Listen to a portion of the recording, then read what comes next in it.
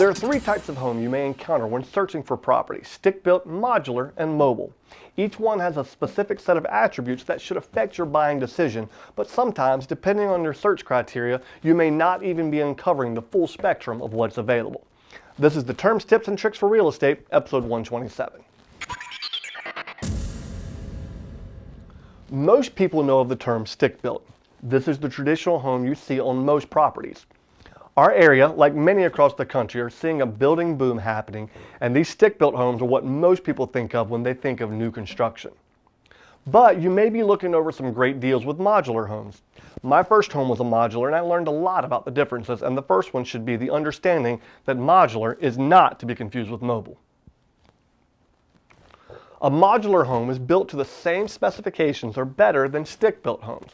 They're built inside a weather-controlled environment in pieces and then assembled on your building site on the permanent foundation.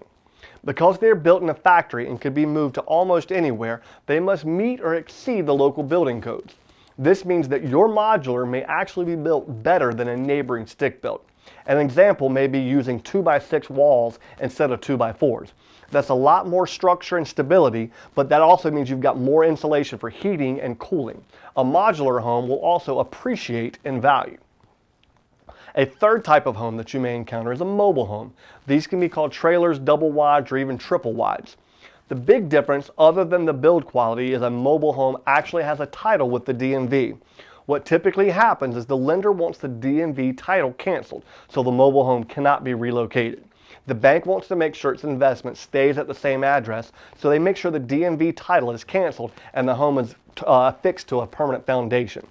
This certainly makes for a bit trickier lending and closing process for everyone involved in the initial and reselling of the home. If this is the route you go, make sure you hire an agent who is experienced with this type of home. Another thing to consider with a mobile home is they almost always go down in value. The land may appreciate, the home itself goes down in value, much like a vehicle. You can upgrade and update to the overall appeal of the home, but the return on your investment with a trailer or double wide is something you want to take into consideration when purchasing. Some of the major real estate sites will only give you the option of filtering stick-built and manufactured.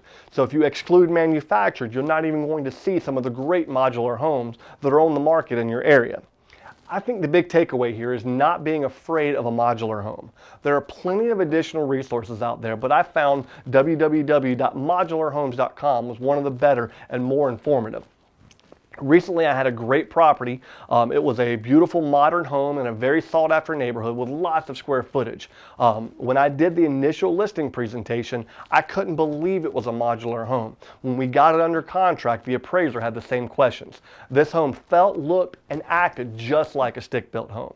If you like these videos, there's more over on my website at chriswhitehurst.com. Until next time, I'm Chris Whitehurst. Welcome home.